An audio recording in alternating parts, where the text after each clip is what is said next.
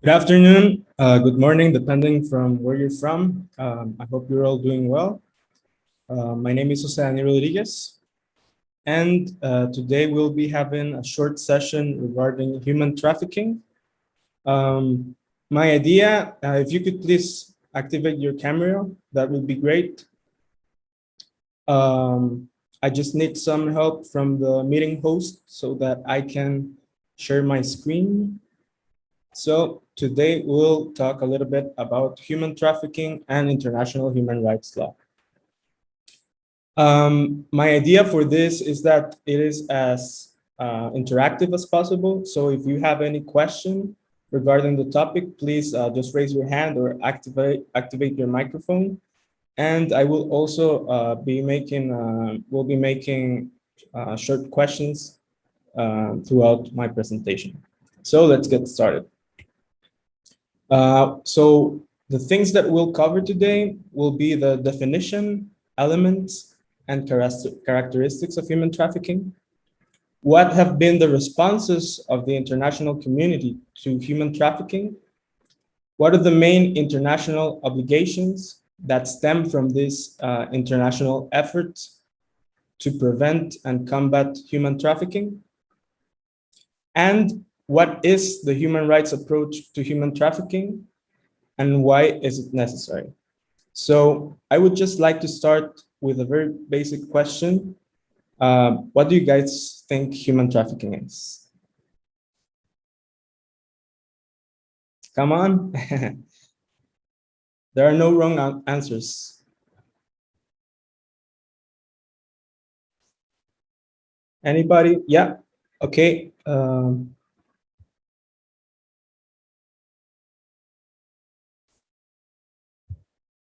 Yeah, go ahead. Can you unmute yourself, please? Okay, because I Yeah. was raising the hand on the Zoom. Oh, okay. Yeah, no, but go ahead. Okay, I think that human trafficking is when, like, someone, like, maybe kidnaps people or tricks them into, like, doing something that they do not want, or they take them to another place where they don't want to be, or for example, like, they sell them or things like that.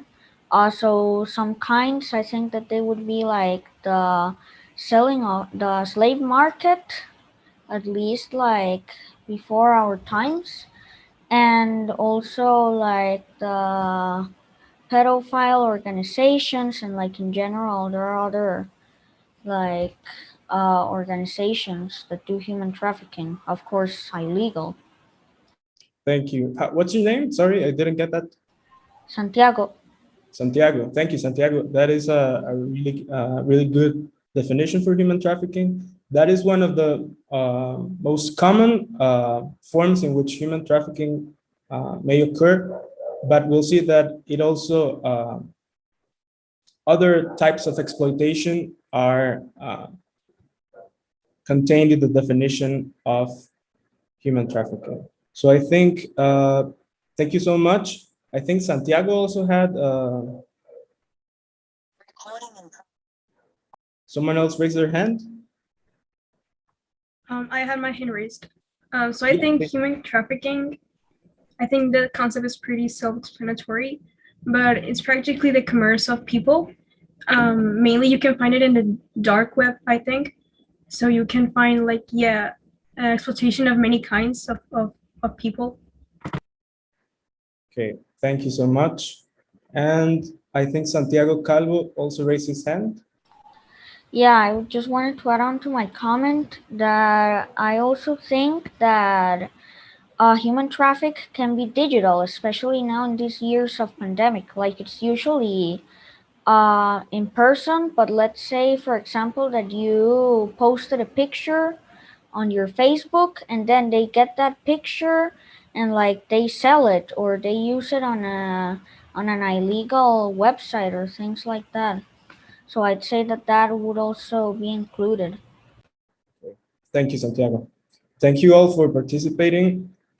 As you can see, one of the main difficulties when we talk about human trafficking is finding a definition that works for all of us. This has also been a difficulty that has been present in international negotiations until the year 2000, when at the core of the United Nations system, different states adopted the Palermo Protocol. This is a protocol to prevent, suppress, and punish trafficking in persons, especially women and children. And so this is the first legal definition that is universally accepted by all states, at least at the international level. So when we look at this definition, there are three things that we must take into account. And in general, when we look at a situation and we want to determine whether it is or not human trafficking, we have to look we have to look for the actions, the means, and the purpose. So what are the actions? The actions are the recruitment, transportation, transfer, harboring, or receipt of persons. Now, by which means are these actions carried out by human traffickers? By the threat or use of force or other forms of coercion, abduction, fraud, deception, abuse of power, or of a position of vulnerability, or giving or receiving payments so that you get the consent from a person that has control over another person, for example, parents of children. And the purpose of this conduct has to be the exploitation. Now, exploitation is loosely defined in the Palermo Protocol and only refers to the most common and most grave forms of exploitation. These are prostitution, sexual exploitation, forced labor or services, slavery, and practices similar to slavery, servitude, or the removal of organs. Now, one of the main, most common ways, just to give you an example, when we usually think about human trafficking, we think about a person that is chained to a wall or someone that is being put at gunpoint to do something that they do not want to do, or that they are abducted and taken against their will to a different place. But this is not always the case, and in fact, it is not the most common case. In fact, people are lured. They are most commonly attracted by networks of organized crime so that they themselves incorporate themselves into this crime. This is why the Palermo Protocol emphasizes that the consent of the victim is irrelevant for determining whether or not there is a situation of human trafficking. Now, what is one of the most common examples? You see in a newspaper an advertisement for a modeling agency. They say they're gonna pay a huge amount of money and that they're gonna take pictures and they're gonna publish them in a famous magazine. And so a lot of people, especially women, are vulnerable to these types of advertisement.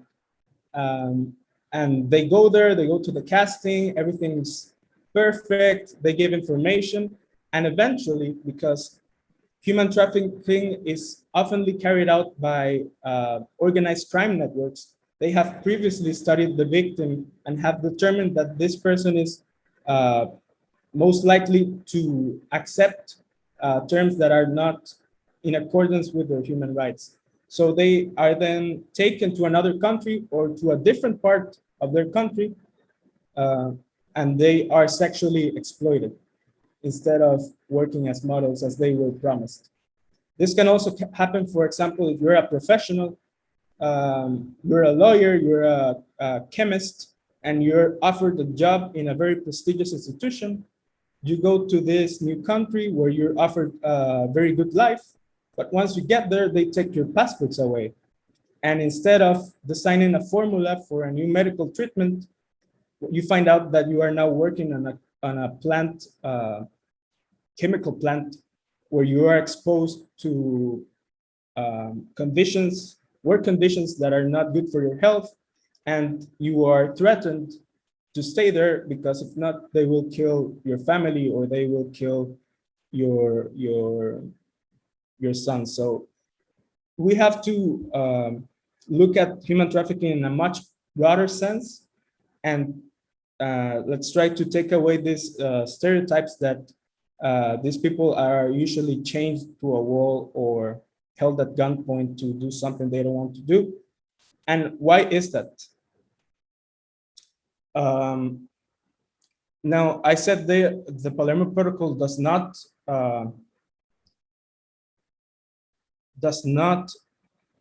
establish all the different types of exploitation, but these are the most common forms of exploitation. And I will be using, this is a report from the United Nations Office on Drug and Crime. Every 2 years, they make a report on human trafficking with information that is given to them by state authorities. So if you're looking for information on human trafficking, statistic information on human trafficking, you can look at these reports. According to this report, 50% of the victims of human trafficking in the world are subject to sexual exploitation, 38% to forced labor, 6% to criminal activity, 1% to forced marriages, 1% to mixed forms of exploitation, and we do not have the statistics for baby selling, removal of organs, and there are other forms of exploitation that are not accounted for. And I also forgot to mention begging. That is also one form of exploitation. But as Santiago mentioned earlier, given the current rise of new technologies and the globalization processes around the world, there is really there is not a fixed categorization of all the forms of exploitation. And in fact, every day there are new and different ways of exploitation. I could refer to an example. For example, if you're looking for a new medicine and you have to make experiments on people against their will, experiments that probably states won't permit, then human trafficking might lend itself to these forms of exploitation. Now, this is how human trafficking manifests itself across the world. As you can see, we have different colors, and we have figures for men, women, and children. Women and young girls being the most vulnerable to human trafficking because, as I said before, sexual exploitation is the most common form of human trafficking worldwide. As you can see, in the Americas, the most common form of exploitation and the most common victims are women and young girls, especially in Central America, for sexual exploitation purposes. In Africa, we have a lot of forced labor and mixed forms of exploitation. And generally speaking, in the rest of the world, we have mixed forms of exploitation with a lot of forced labor and sexual exploitation. Now, you may be asking yourself, why do these people fall victim to human trafficking? The study of the United Nations Office on Drug and Crime identified amongst a sample of human trafficking victims pre-existing factors that made them more vulnerable than any other person to fall victim to human trafficking.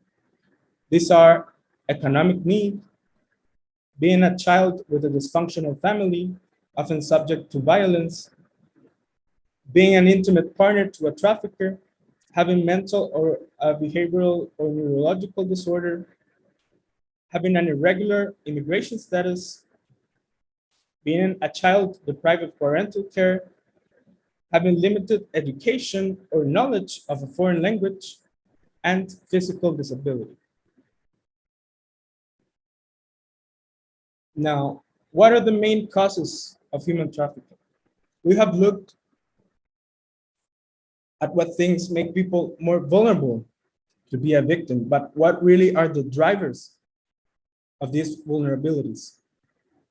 Now, the first and most important one would be poverty and economic hardship that forces people to look for opportunities that may not be respectful of their human rights.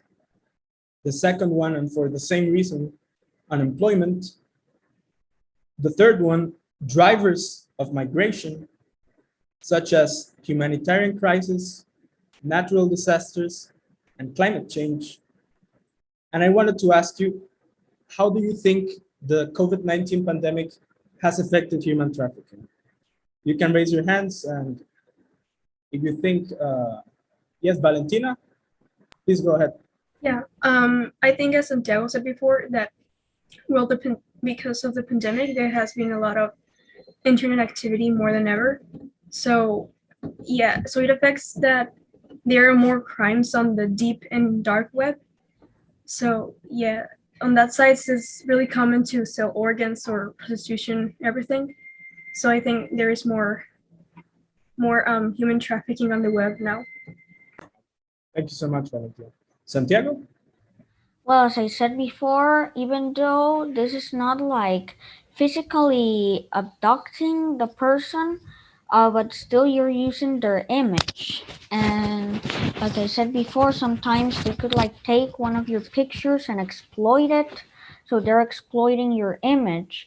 And also with the dark web and the deep web, there can also be like videos that they can upload of like sexual exploitment or things like that, and even like there could even be like websites for slavery maybe, or like forced labor where you can buy slaves or people. So honestly, I'd say that human trafficking adapts basically to like the pandemic very well. Okay. Thank you so much, Santiago. And Ariana, please go ahead. Yes, so I think that the COVID-19 crisis has affected human trafficking because now people are in their houses and many don't go out. So sexual exploitation or human trafficking can't be detected since people are in their houses and they might have someone who doesn't live there in them. Thank you. Thank you so much for your interventions. Indeed, the pandemic has changed the way we interact with each other and has pushed organized crime to the internet much more than before. And you are right in stating that, for example, pornography and child pornography is easily accessible throughout the internet, and the consumption of this material has been increasing because of the pandemic. But as I said before, one of the main causes of human trafficking that push people to these different types of exploitation is poverty and unemployment. And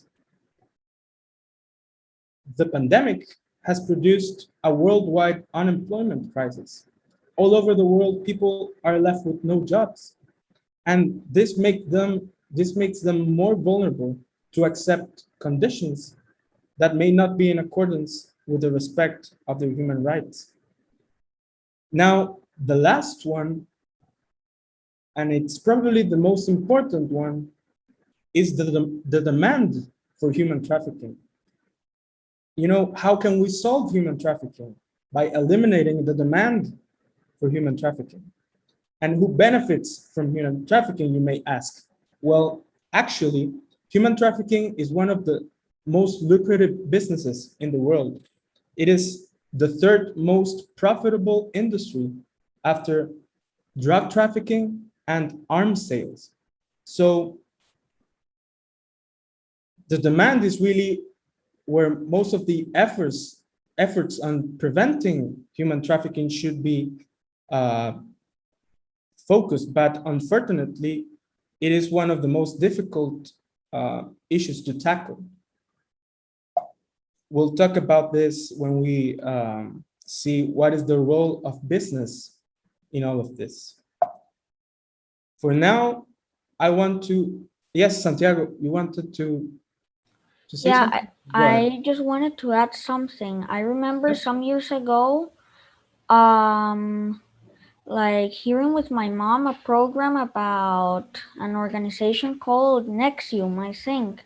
And that organization, I think it was like in Mexico or in the US, and it had a lot of like crimes, even sexual, like prostitution and sexual abuse and things like that. And I remember that they recruited the women in order, and then they even put like a mark, a burnt mark on there from the like organization. So I just wanted to point out that. Yeah, that would be, if it met with all the elements, that would be a situation of human trafficking for sure. And unfortunately, that is one of the most common types of human trafficking worldwide. But you're participating in this initiative, representing states and different voices across the international community. So it's natural for you to ask yourselves, what has been the response of states on the international level to combat and prevent human trafficking? Now, there have been three different branches or efforts that have been carried out by states in this quest. The first one would be within international criminal law. International criminal law prosecutes individuals that commit crimes, serious crimes that the international community has prohibited, such as genocide, slavery, and with the 1998 Rome Statute, that is the international treaty that created the International Criminal Court, also human trafficking was included as a crime against humanity. Now, what has been the problem? In reality, there has been no case of human trafficking before the International Criminal Court. Why? Because the court has limited budget and has traditionally focused on the gravest forms of international crimes, such as genocide and ethnic cleansing. So in practice, even though it has potential, this has not been the most effective approach to combating human trafficking in the international plane.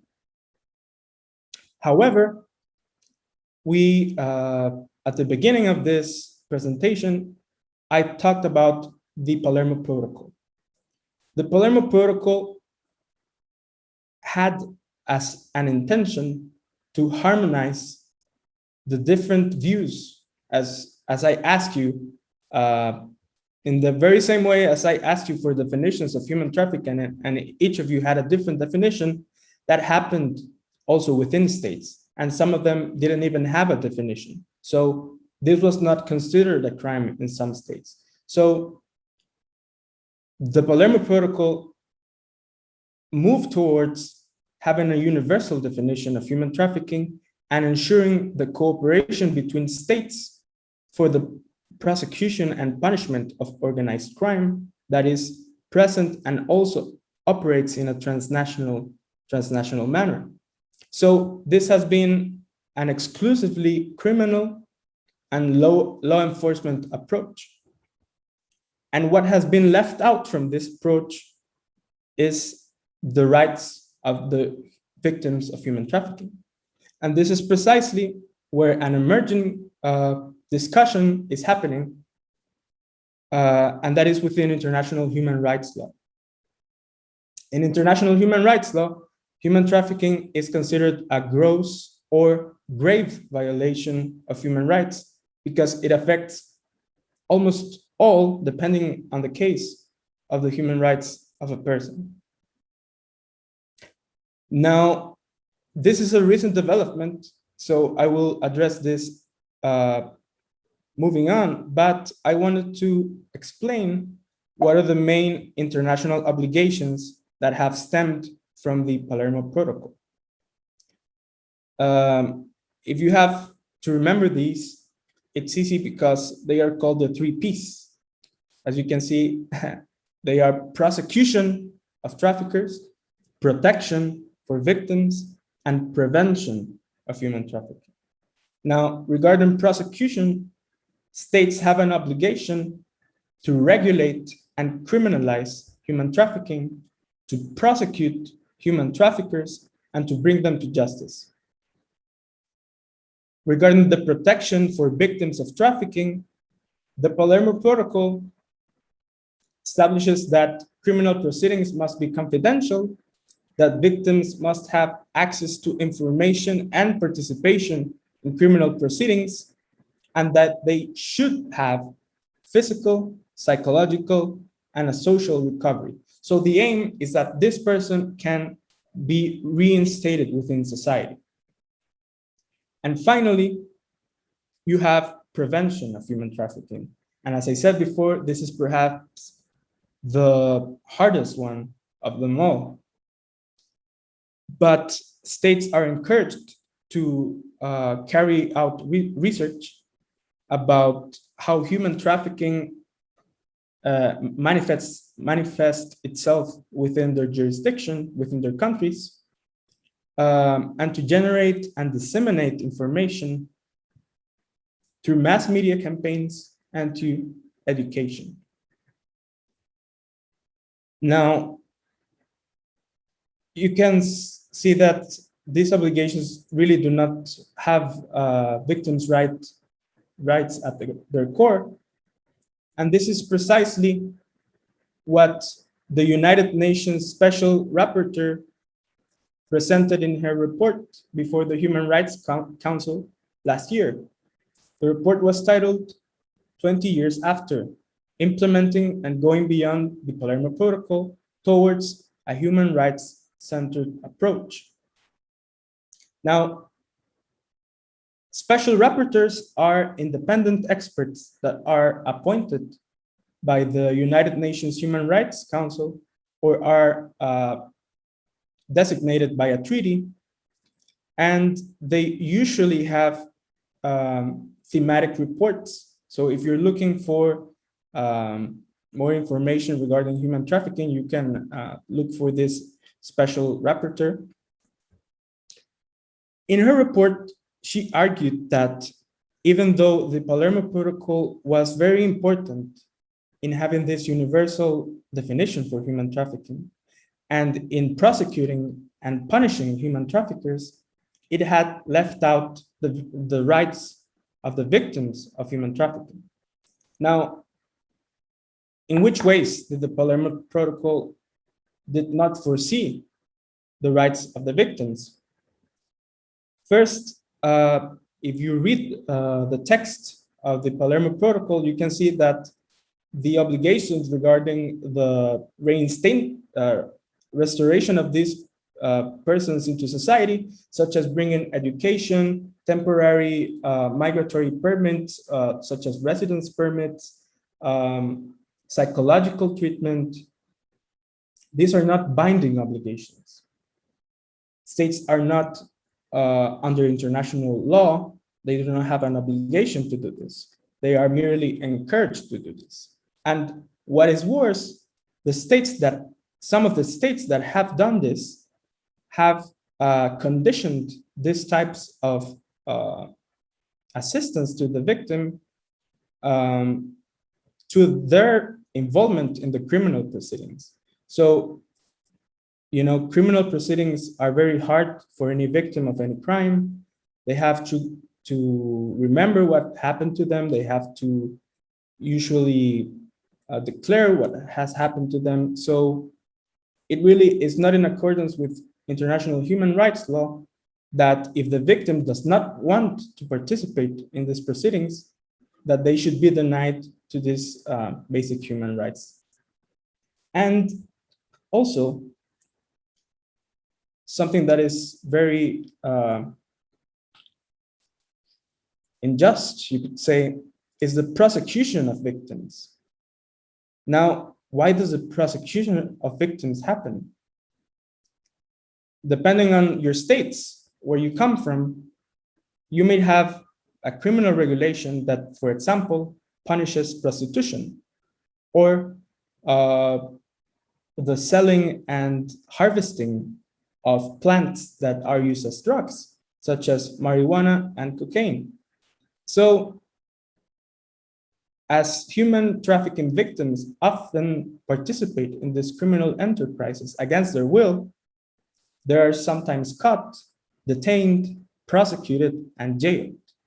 So not only have they gone through this whole exploitation, sometimes for years, sometimes for decades, but they are now also punished by the state and jailed. So you can see that even though the Palermo Protocol had good intentions, it has left out very important things. So the special rapporteur says that we have pretty much two options. Either we look, the international community has two options.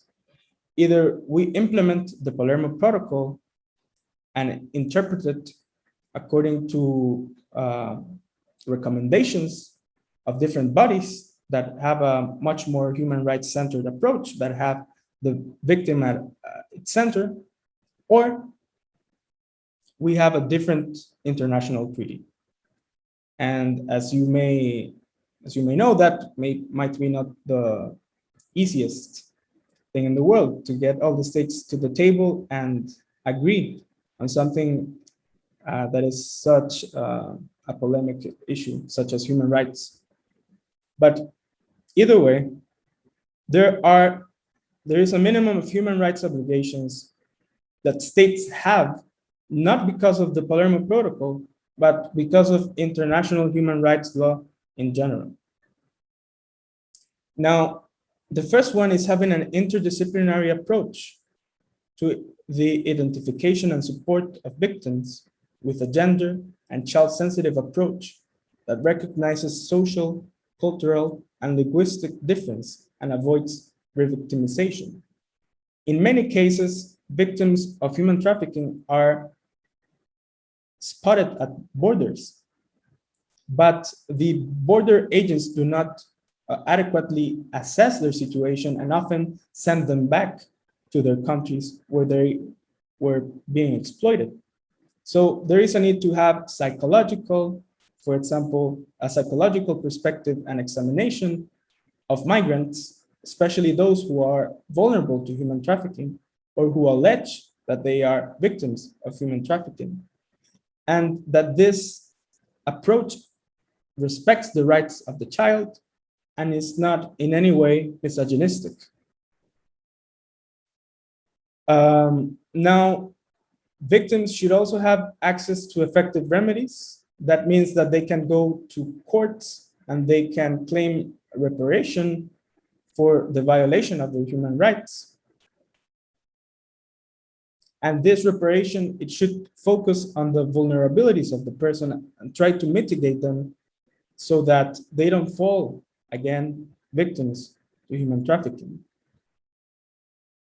Now, another important obligation in international human rights law is that states should have an ex officio investigation of human trafficking. This means that the investigation of human trafficking should not depend on the victim going to the authorities and reporting, hey, I'm a victim of human trafficking. That almost never happens because they are threatened, their families are threatened, or they are frequently subject to different kinds of violence. So there are different ways in which states can do this. For example, covert police investigations and receiving anonymous tips. But the important thing is that states must carry investigations by themselves without the need for a victim to go and report it. We have the non-prosecution of victims for acts committed as a consequence of them being victims, the adequate regulation of the private sector, especially companies that are hired or do business with the state. So the state might hire a company to build a road, for example. But if they do not do their due diligence, they might find in the future that this company was actually using people that were subject to human trafficking and that were building these roads against their will. So states have an obligation to prevent in their business with others and in general in business within people that human trafficking is not present.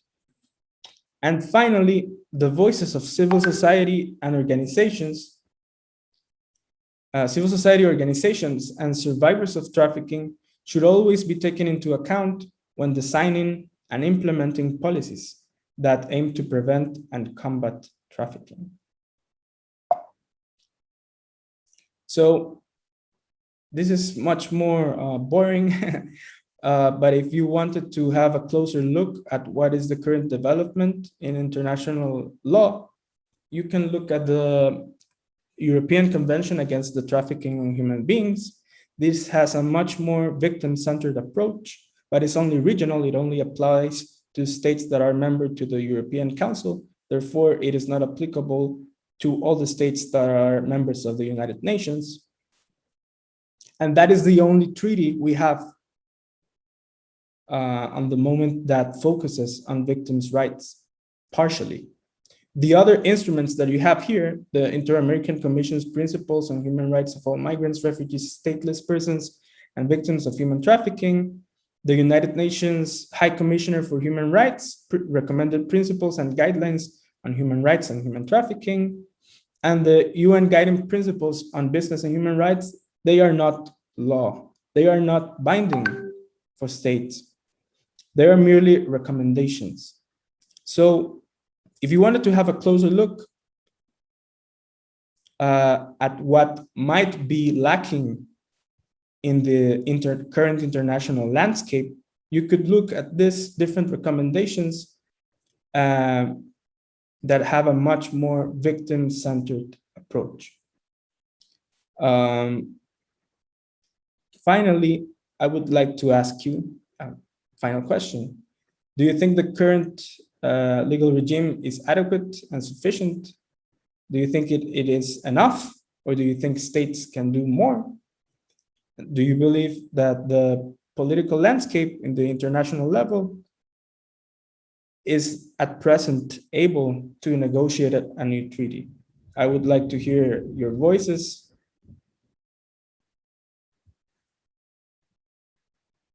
What do you think? Valentina? Yes, and then Santiago.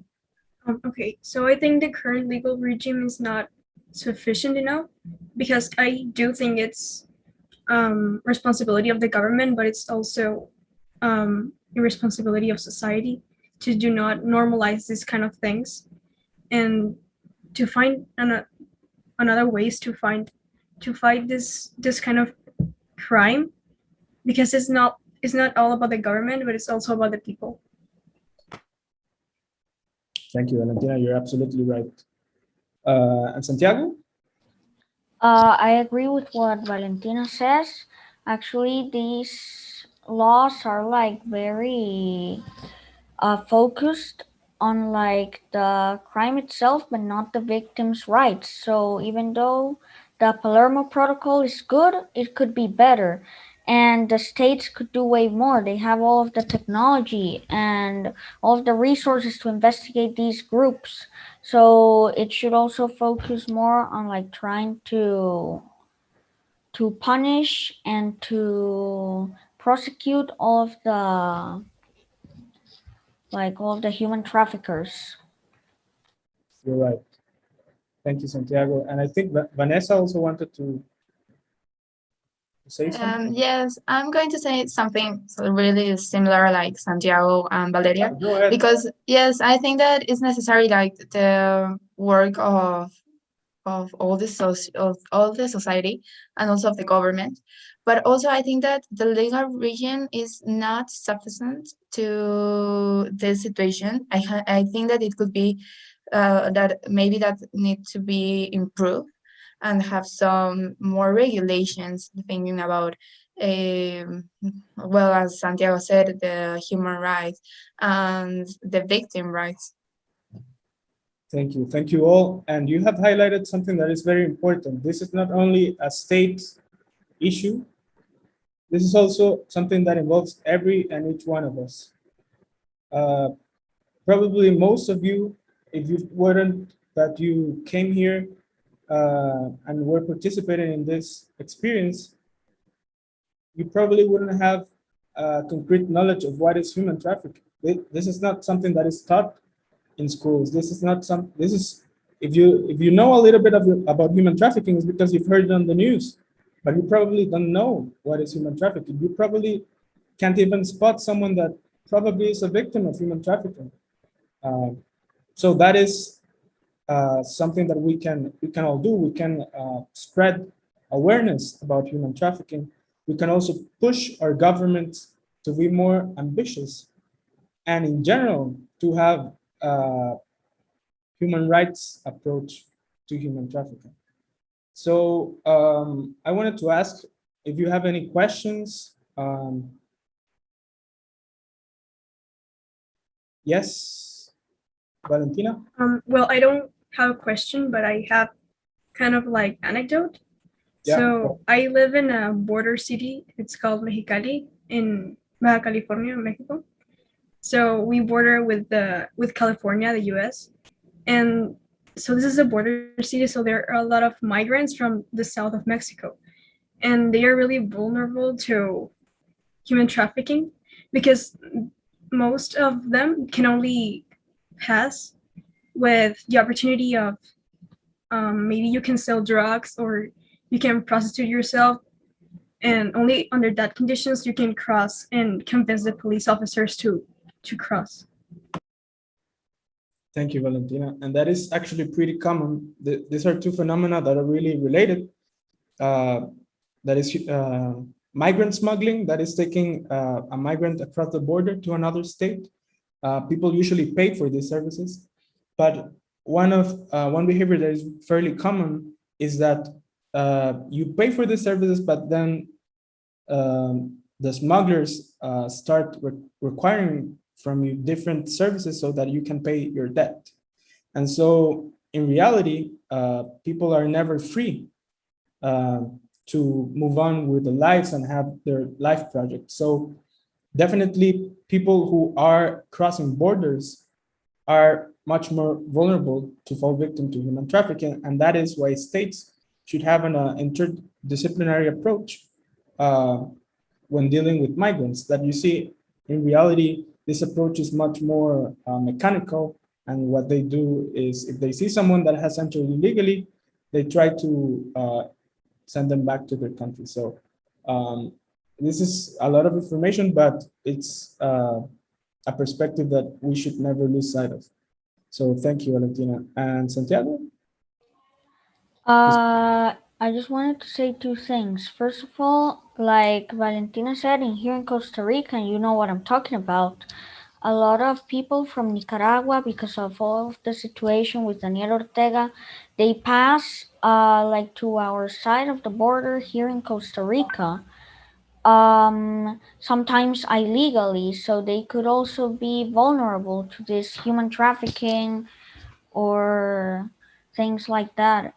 And also, I wanted to say that the laws and like decrees, protocols from the UN should also focus on the prevention of these issues, and also like on the shutdown of the online websites, like for example Pornhub or other websites on the deep or dark web that maybe are exposing the image of a person or that are exploiting people.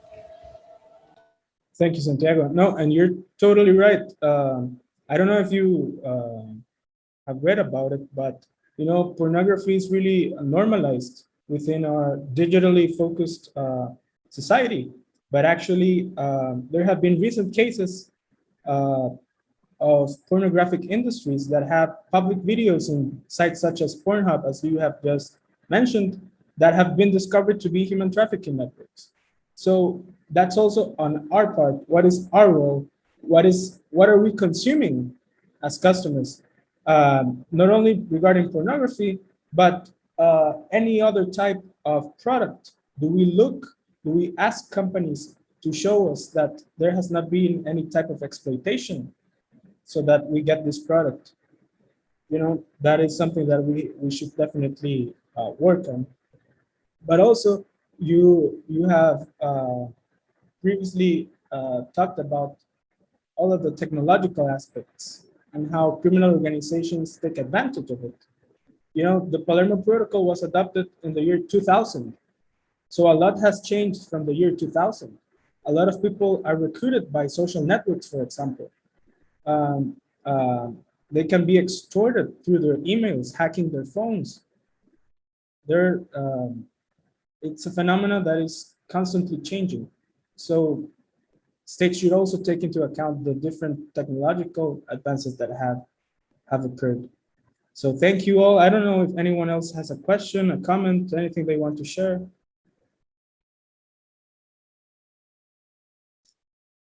Okay, if not, I thank you all. I wish you the best of luck. I hope you have a lot of fun, that you make the best out of this opportunity. One of the most important things is that meeting people from different places in the world, open your eyes to different realities. And should you need any information regarding my presentation, there's my email. And I will be also emailing this presentation to the organizers so that you can have it in case you need any information. So that's it. Thank you so much and have a good night. Thank you very much. Have a good night. Thank you. And Bye. bye.